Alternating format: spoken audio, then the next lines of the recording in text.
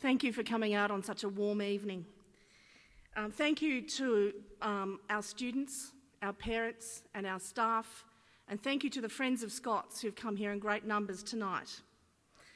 This is a really important evening. This is an evening where we get to claim a milestone, where we talk about the past, we acknowledge the present, and we plan for the future. This is drawing a line in the sand about we know where we've come from, we value that, and we know where we're going. It's also a party. Tonight's a party where we welcome new players into the family of Scots. We've got some key appointments to introduce to you tonight, and we've made some leadership role appointments which we'd like to announce tonight too, so that you get to know who will be the key significant adults that you'll be working with in the next few years. But tonight is an exciting night, and I actually had this dream that we would be able to sort of be in the round and come in close to me so that I could tell you a little secret about what we're planning for Scots.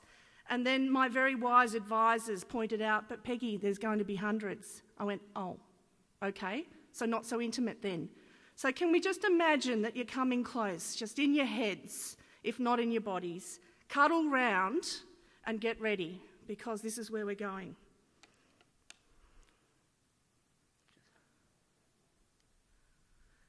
First of all, I want to say that our new vision is the old vision. This is our mission statement. These are the things that we've held in our hearts, albeit a couple of different wordings on the web page, I acknowledge. But this is what we've always been about. These core things about the education of the whole child, about excellence, and about striving to accept challenge. This isn't changing. But what we are going to do is find a neater way, a better way to plan for this and to describe it to you and to work with our staff and our children. Not having much fun with this. You have to have a really firm thumb. Okay. At the risk of being a little tedious and indulging in some language that might make me sound like an educational theorist, I wanted to share with you the key guiding principles that have been with me this year. I've shared these many times with the staff. In fact, every now and again I sneak a new one in, and I think the wise and cynical ones go, yep, she's added another one. But I wanted to share them with you. I am an educator first. On my passport, it says teacher. It doesn't say CEO. Thank you, David. I appreciate that. Go for a pay rise. Actually, teacher. Teacher first, educator. And what has driven me for my nearly 30 years of my career has been how best to improve outcomes for kids, for students. How do I help teachers achieve that and myself? So I'm one of those people who read theory and like to see it applied in practice. I've got staff who do that. I've got staff who haven't necessarily had the chance to do that. And I would love to enhance that and bring that more forward in part of the way we do business at Scots. Schools are for kids. Yep. Planning needs to be pragmatic. This isn't Disneyland. This isn't the Hyatt Hotel. I said to someone today, sometimes it feels like Fawlty Towers. But we need to plan sensibly, pragmatically, fairly, and we need to tell you how we're planning, and no surprises for our staff, for our kids, or for you. We have to strive for continuous improvement. If we don't do those surveys, I really apologise for the length of the one we whopped on you this year. It was a humdinger, wasn't it? Took you forever. But now we have baseline data that we can go back to, sure, with a lighter touch next year and the year after, and build our understanding of our performance. How are we going in that Year 4 classroom? How are we going with the way we respond to bullying? Have we added and performed and lifted the way we do communication and manage the school? You can tell us now, and we're listening. Students learn best when they have amazing teachers, and thank goodness we've got so many of them here at Scots. But they also do really well when they get immediate, timely and constructive feedback. And that's something that we can improve on. And until now, schools, not just Scots, we've suffered from some of these old architecture frameworks where we do mid-year reporting, end-of-year reporting. We have federal compliance and we let that beat us up. And actually what you want to know is, how is your child going? And then a little bit of information about how might they be going against the cohort, but not numerically ranked to death.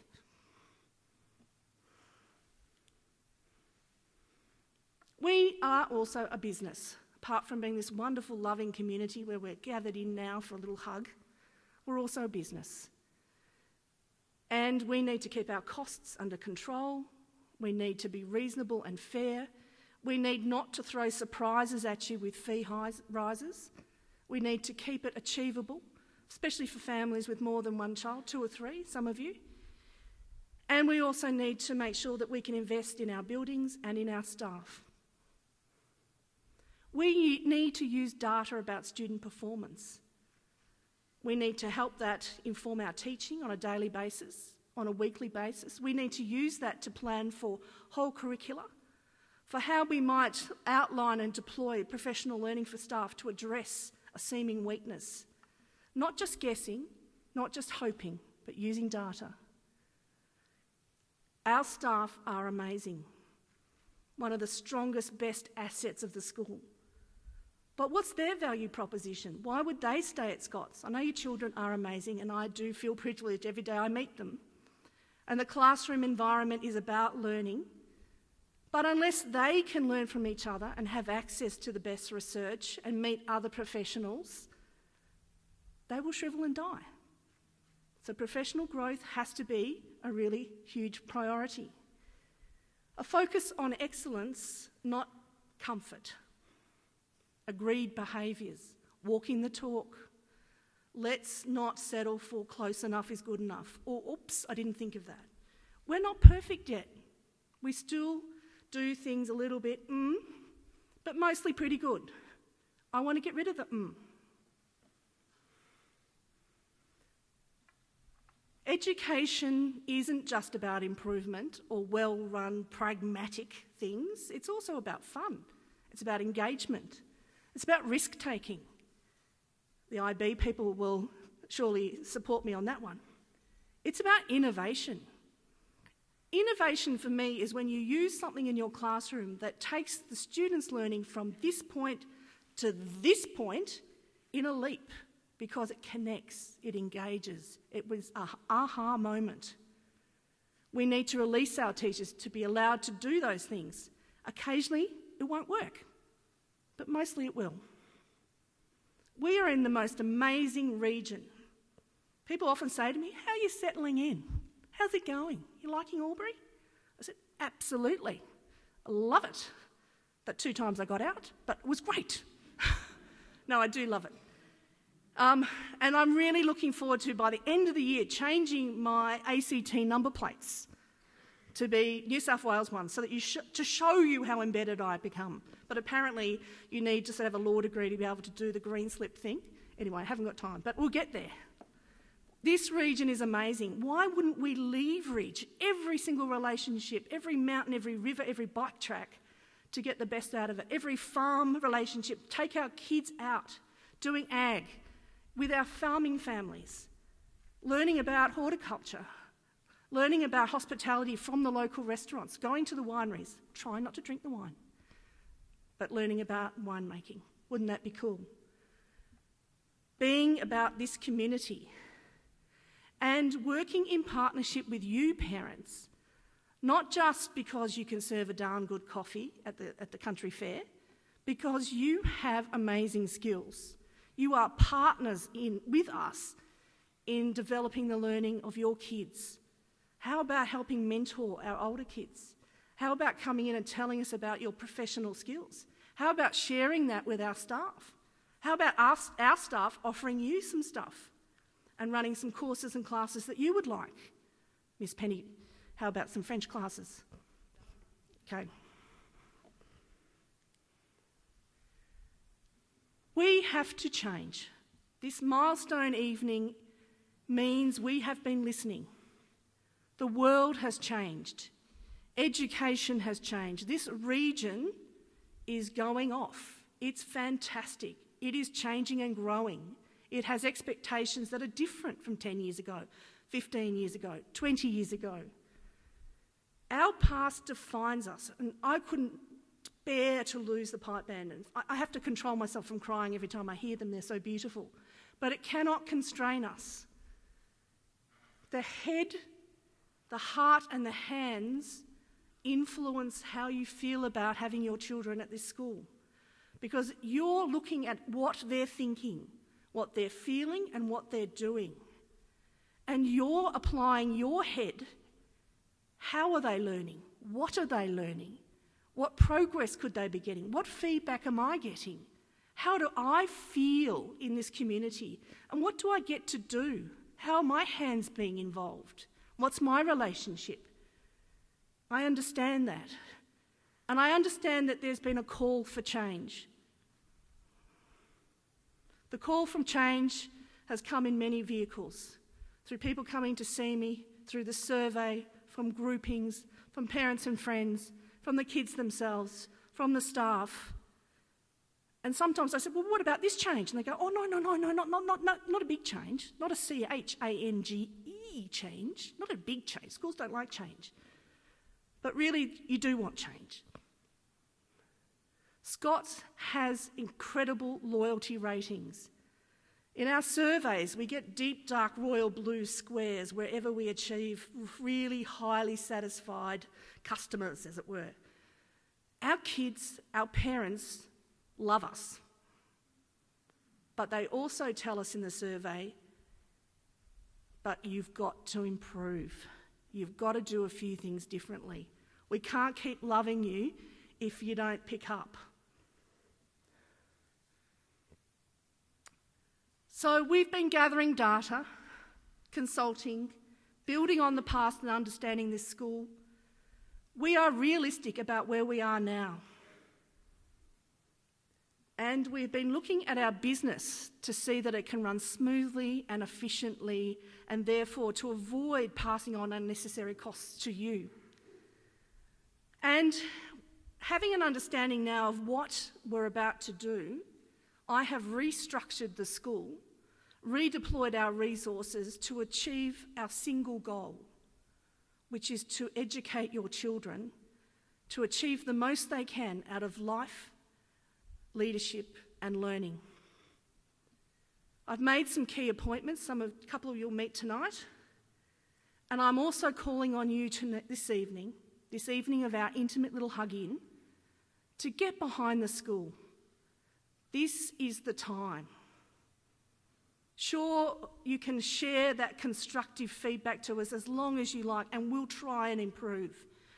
But the school does not exist as a concept in teachers' minds. It has to be a community will and consensus. And my feeling is that this region wants us to thrive. My feeling is that you have loyalty with us for a very good reason. And my staff and our students want this school to go forward. But the time for petty pebble throwing has to stop. And the time to get behind and be part of a constructive future is right now. So what we've done is, sorry for the slightly foggy photo, your brochures that you'll receive on your way out are much better, is to identify what is the true north of this school. What is our core DNA about? And we said, well, we've always been about life. Getting kids to be world ready. So that when our staff say, well, you know, Peggy, about our alumni, they've won amazing scholarships to study opera in New York. They're studying at the Sorbonne. They've got, you know, amazing careers in Scotland as heads of world banks. They're leading actors on the stage and screen. How is it that they got to be like that? Well, it's because we've always been about preparing them for life. We've also helped them to become learners, whether they go back to their farms at Leeton, or whether they take up a career in Albury, or whether they're leading, you know, economic academics at Melbourne Uni. And we have leaders galore, whether it be George Henderson coming out here with his beautiful bagpipes to start off the evening, or whether it be the gorgeous Year 8s who are doing their formal dinner this week and taking the role at, being master and mistress of ceremonies over that, or whether it be marching up a massive mountain in Nepal. We've always been about leadership, but we're a bit shy about saying that's what we're about. Now we have a whole framework, an understanding of what the journey would look like. If you start from preschool, we prepare you for school and life, we build your independence, we fulfil your potential, and we launch you on the world. These inflection points that are a little bit foggy, which you'll see more closely when you read the brochure, are what we currently do. There's a couple of new things in there, like the Border to Beaches Year 9 Outdoor Ed program. I will be able to give you more details about that, but that's already planned for and well underway. And current Year 8s, you'll get to enjoy that. So we are about life, collaboration, communication, challenge, reflection, etc., learning, PYP, academic skills, 21st century capabilities, but also the emotional, affective skills of being resilient and being an independent, self-managed learner. Managing self is the first challenge and the most important one before you can lead others.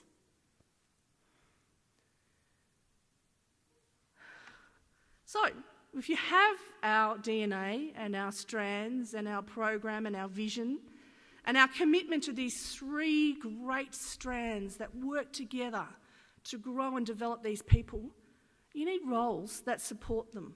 You don't have heavy industrial models of schooling that don't focus on the child. So I've got some new penguins.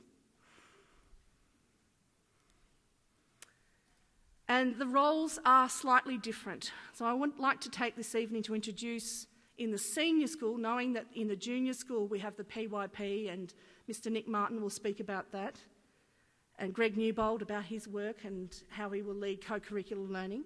But in the senior school in particular, we're going to a stage-based welfare program. So rather than coordinators having 6 slices of a child over the years, we have 3 significant adults who focus on the stage and on the learning that they experience and on monitoring and tracking each student's progress closely using data, qualitative and quantitative, and having rich and deep conversations with you often. Sorry kids, secret's over. Your homework will be, the gig is up. So it's like having year level coordinators on steroids. And they have almost the power of heads of department because they are going to be designing and having an influence over the kinds of learning experiences that a particular stage will have. We have 2 roles that influence the culture of learning in the whole school, but particularly in the senior school. One is about student learning, the other is about staff learning.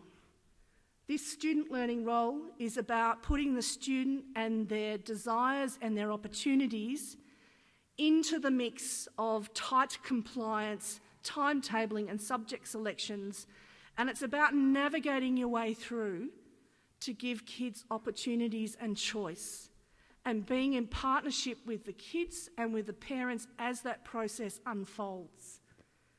Sure, it's about a lot of administration, but it's about releasing the opportunities rather than constraining them.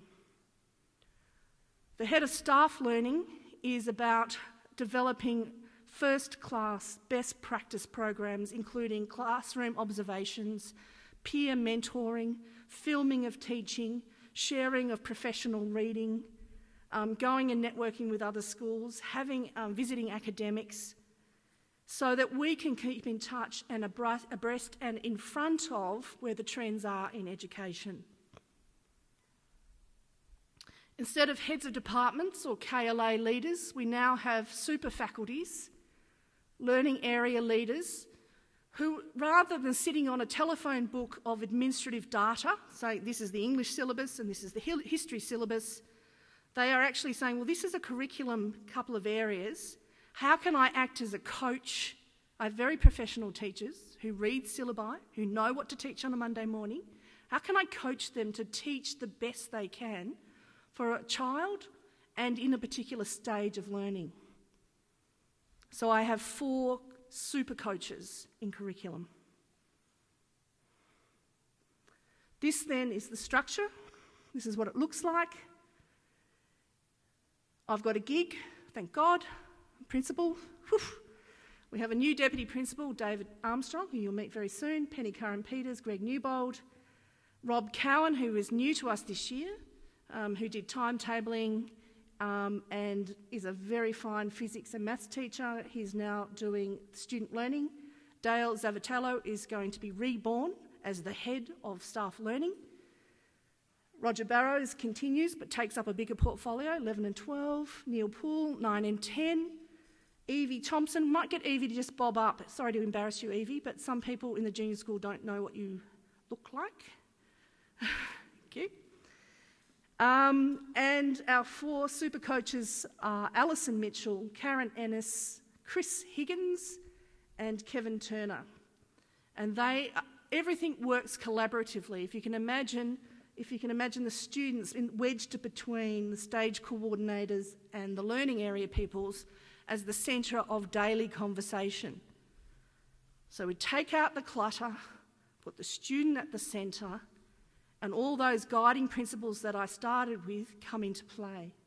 In the junior school, of course, Nick, in the PYP role, is a sense setting the learning culture there, working with Greg, junior school teachers, and there will be some time allocated to a junior school teacher to have more of a role in pastoral care.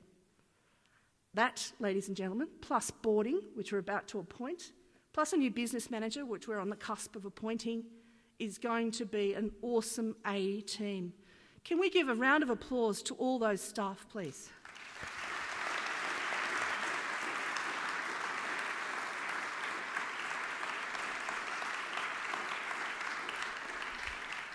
I know some of you are thinking and have questions burning in your heads, but to alleviate the tedium of hearing from me for too much longer, I now introduce a musical item. Thank you.